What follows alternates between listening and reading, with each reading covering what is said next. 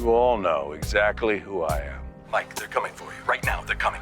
You and your pride and your ego. Each week we break down another Breaking Bad episode in order. This week it's season 5, episode 7. Everybody wins. No, that's not right. It was the working title, later changed to Say my name. I've got 32 details you might not know. An incredible amount of work went into this 7-second opening shot. It's a different car, and they removed the back windshield and trunk so the camera operator and director could sit there. And the car's interior didn't match Mike's, so they slapped some paint on the seats, and as a result they were all sticky. At just over 6 minutes, this is the longest teaser in the series.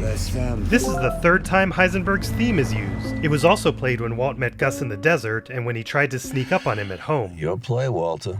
Where's the tank, Mike? Mike doesn't know where it is. Only I do. And you're dealing with me now, not him. I need distribution. Distribution. So if you agree to give up your cook and sell my product instead, I'll give you 35% of the tank. Why the hell would we want you? You realize we have our own operation, right? You produce a meth that's 70% pure. What I produce is 99.1% pure. So, Declan asks the question that so many ask. Does this obsession with purity really matter? Walt gives 2 reasons. A better high means customers pay more. A higher purity means a greater yield. That's not normally true, but let's give him the benefit of the doubt. It's grade school T-ball versus the New York Yankees. If this were filmed now, would he say the Dodgers instead? Tepid, off-brand, generic cola versus classic Coke. if we just waste you, then there is no more Coke on the market, right? Do you really want to live in a world without Coca-Cola? This conversation is kind of silly, and I'm surprised it works. You've got the greatest meth cook in America. No, the 2 Nice save. greatest meth cooks in America. And with our skills, you'll earn more from that 35% than you ever would on your own. If you give him $5 million of the $15 million that you brought today, just think of it as a finder's fee for bringing us together. Who the hell are you? You all know exactly who I am. Say my name. I don't have a damn clue who the hell you are. Yeah, you do. I'm the man who killed Gus Fring. Bullshit. Cartel got Fring. You sure? That's right. Now, say my name. Heisenberg. You're goddamn right. I just couldn't cut that off. It's such a perfect transition. It is a weird celebration of Walt's behavior when we should be focused on Mike. I gotta hand it to you, Walter. Maybe we should talk about how and when I'm gonna get my $5 million. We'll figure it out. I guess that's it. Parting thoughts. The bug. You need to get it out of there sooner rather than later. That's it. No. Thanks for the $5 million. Sorry for chaining you to a radiator. He did already apologize for that. I feel like Mike's not the type to say sorry twice. Just get the bug, Walter. Guess I'll see you around. Don't think so. When I'm out, I'm out. I'm out too. Kid, just look out for yourself. Is Walt jealous of their relationship here, or is he just concerned about what Mike is telling him? Or both? Okay, Jesse, back it up. All right, that's good. Tom wrote 7 episodes, but this is his first time directing. He'll go on to write 13 episodes of Better Call Saul and direct 7. Hey, Mrs. White. Vamonos. I wish. Jesse and Skylar share a common bond with their disillusionment about Walt. What is this? Who are you hiding it from? Don't worry about it. Someone who would kill for it? Why don't you go back in the office?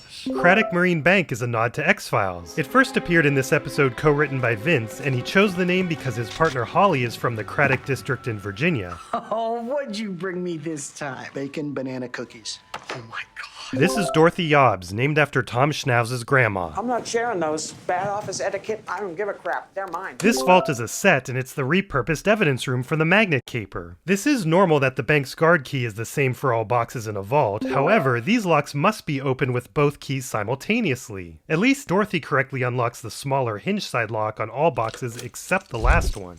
But actually, I've got an extra one for you this week. 603. 603 is the area code for New Hampshire. Coincidence? Probably. And there's prop money. The 50s have the clear for motion picture use only. And there's the best shot yet of whoever that guy is. He does not look like Vince to me. The hundreds look real, except each bill has the same serial number.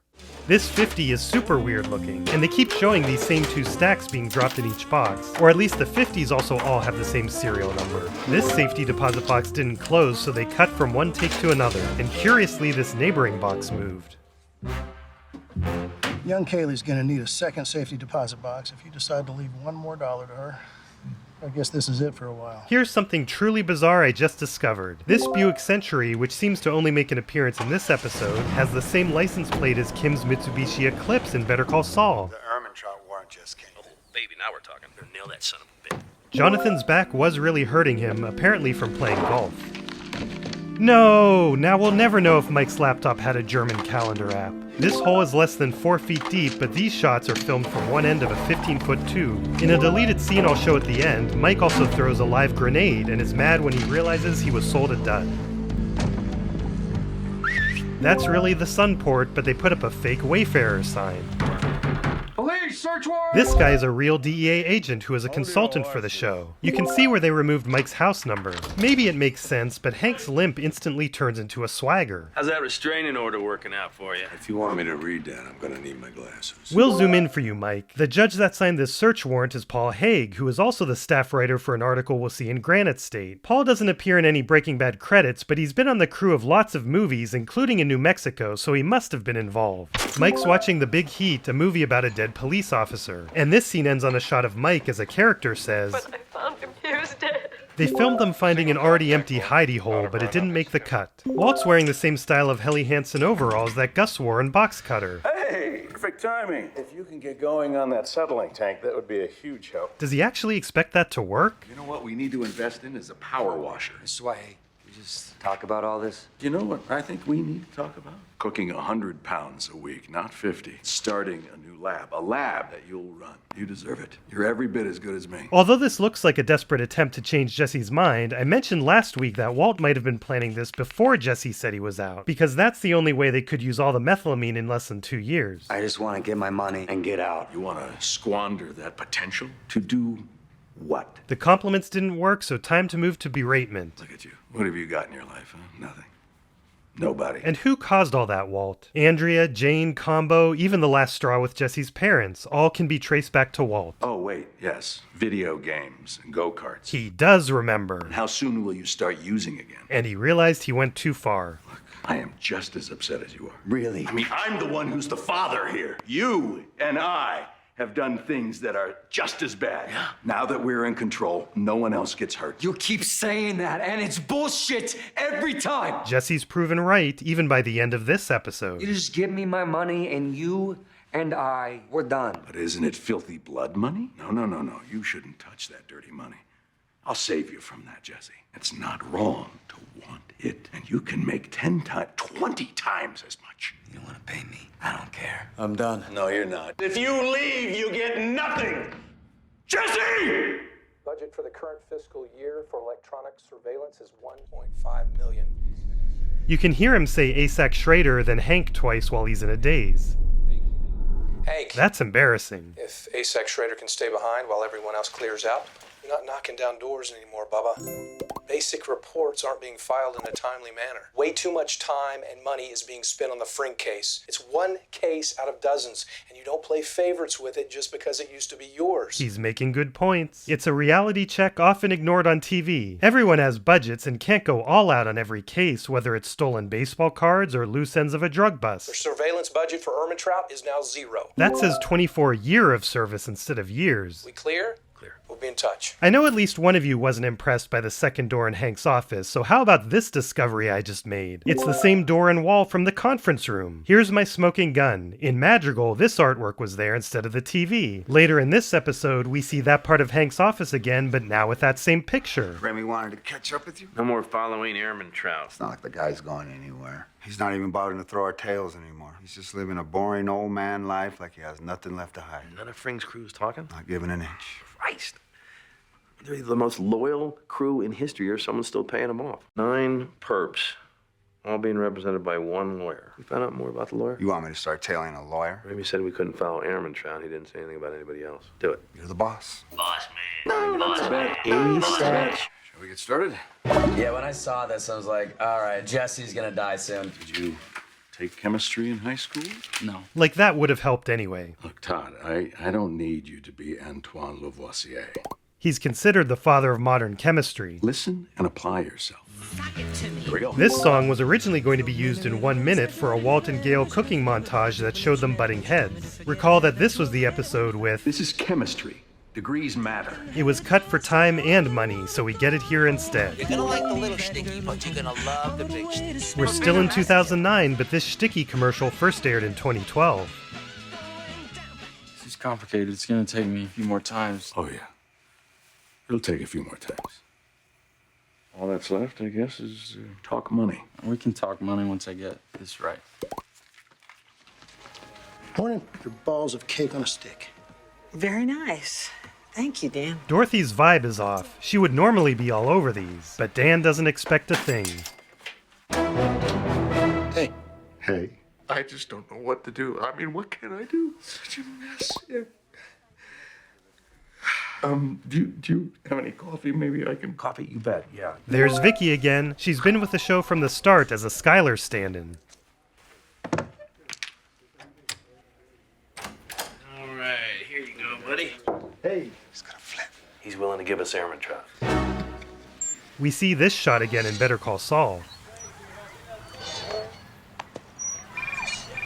Look, there's a small situation with the money. Where are you now? I'm at the park with my granddaughter. Well, where exactly? Alameda. I'll come to you. You just hang tight. Yeah. Mike, they're coming for you. Right now, they're coming. Slow down, Walter. Who? The DEA. Someone is talking, Mike, and they're coming for you right now.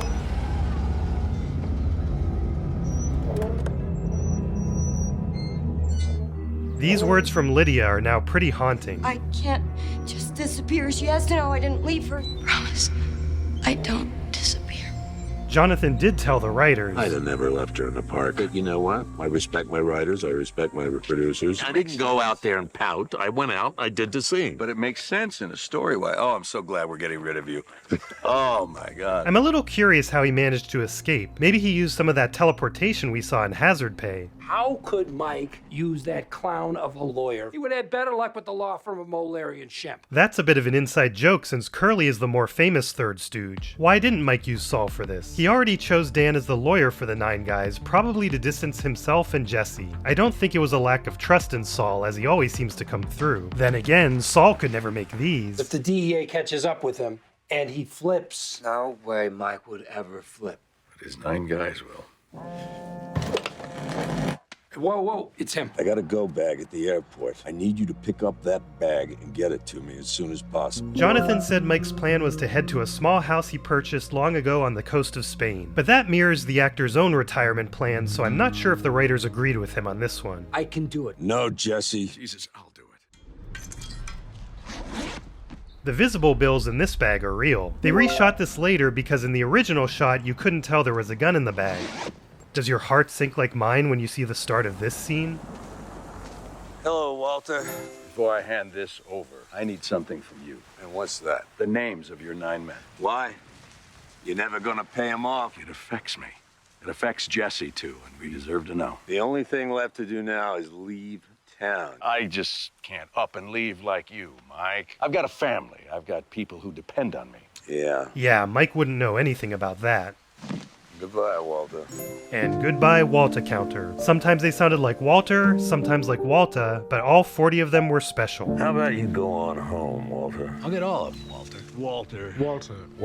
Walter. This isn't a phone talk, Walter. Have a seat, Walter. Walt, no more half measures, Walter. Walter, you see us? Walter, you've been busy. I don't know, Walt. Walter, the sooner you figure out what this is, the sooner we all go home. Unfortunately, I do, Walter. If I could talk to Gus, Walter? I can... What, Walter? Walter, you're never gonna see him again. Drink up, Walter. You won, Walter. Walter, what exactly are you doing? I'm crossing my heart, Walter. Goodbye, Walter. What is it, Walter? Just grab us a spare barrel, Walter. Listen, Walter. Walter? What you're telling me, Walter, is... Walter, the track is clear, Walter. I said get out of there. Walter. Walter? Dragging a bunch of cops, Walter. I've been handling it, Walter. It's a big country, Walter. Don't bother, Walter. No, Walter. Walter, I've got a bit of a quandary. Is that true, Walter? Your play, Walter. I gotta hand it to you, Walter. Get the bug, Walter. Slow down, Walter. Who? The DEA. Hello, Walter. Goodbye, Walter.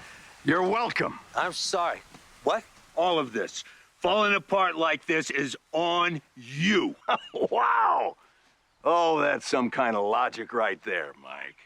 You screw up, get yourself followed by the DEA, and now suddenly this is all my fault. We had a good thing, you stupid son of a bitch. We had Fring. Walt is so tired of people continuing to put Gus on a pedestal. He wants to be the new and improved Fring. He's thinking, I saved them from Fring. And Mike is glossing over the fact he was going to kill Walt on Gus's orders, so by the time it got to that unsustainable point, he should understand Walt's actions. Of course, he could be referring to early on in their relationship, where maybe Walt could have been a good worker bee and leave the game alive. You and your pride and your ego. If you'd done your job, known your place, we'd all be fine right now. Telling him to know his place could be what set him off.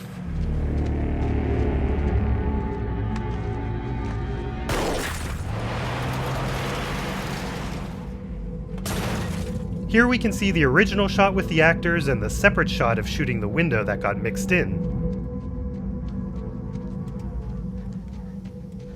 Again, that mic is so slippery. That bloody handprint was digitally added. They had fake blood all over the ground, but it soaked in and didn't show up well. It feels like we instantly moved from midday to sunset, although when Mike called Saul, the phone said 4:58, so the timing of the sunset could make sense. I just realized that Lydia has the names. I can get them from her. I'm sorry, Mike. This whole thing could have been avoided. Shut the fuck up. Let me die in peace. That's the season's F word. Mike didn't follow his own advice. Just trying to do the right thing. But 2 weeks later, he killed her. He almost killed Walt 3 times. In all cases, he was stopped by Jesse's actions. Does that mean Jesse killed Mike? And now, some final thoughts from Jonathan Banks. I asked Bryan to come and hold my hand with me. Because it's a mother tough day. This is a glorious end to a magnificent character that I've been lucky enough to play. So now you know I'm a cupcake. 46 years professionally, and this is as good as it has ever been. Thank you. The credits music has the sounds of swinging, painting a picture of poor Kaylee still swinging at the park for the rest of her days. And at the end of her life, when Mike finally reunites with her, he'll say, "Oh, darling, you can finally stop swinging. Come over here and give Pop-Pop a hug." And Kaylee will say, 5 more minutes? Oh, honey, come on. thanks to Alfie the Gamer for this idea. Who the hell are they? Sing their names. A glass of OJ, I'm a shrimp, and Kerfila are 6-month members. Congratulations to all 3 of you for earning your 6-month membership badge from YouTube. I'm a Shrimp first appeared in Too Many Sauls, A Glass of OJ when Hank was trying to break into the RV, and Kerfila in the Super Lab in 1 minute. And who the hell are they? Say their names. Lyola, Mohammed Siaki Hafiz, Yeegis, Jack, Artie, Archimer, Squinty Minty, LP Jones, Last Airbender, Crum, Ryan Stern, Tarbit 56, Air Kerbis, Vor, Nessium, Leonardo No Cardio, yes, Proyal, Handsome Killer in your area, Lamb of God, Stormo DF, Chris Nenu, Herbivore the Carnivore, Sean Levin, The Big Ham, Avery Marshall Weeks, CK Dev, Sayaka Maizano, Narco, Grim Tomobulus, Moraes, Hunt and Rob, H Maker, Yesent, Chocolate Shake, Sundown Below, Sal, Streamer Swinger, Doc KJ, Manny the Gator, Cotone, Nell, Pan Ligero, Last, B-Clops, Zix, Mimi, or rather stop calling me a Mimi, Cam Chancellor, actually Nathan D307, Leonardo Fizan, Code 117, Marissa Fan, Magic, Santiago Murica, Devil J Wheat, and Grady 80. Here are the other members who have joined this month. By the way, channel members are people who join via the link in the description. Look at all these 1-month members with their blue sky badges. Hello, the Channel 32, Green Ducky, Juliana Krista, who has really been a member longer through a different account, Canada, Blue 30 for you, and longtime friend of the channel, Doof Droop. Shout out to Chewy, ya boy A-Dub, Dr. DJ Man, and here's a late pronunciation fix for T-Bone Spoon, who set me straight in the members Discord. Hi Natazano, M, Panauthentic, Tubus, Trisha Off Perks, Crab Greyho, and TZI. Apologies to Lord Spuddington, whose name got slightly cut off last week. And hi Reina Euthymia and Pepis Pepisovich. Hello to Magnus Casius and Oryx, lover of feet. Next week, it's the Season 5A finale, and we learn the pitfalls of having only one bathroom.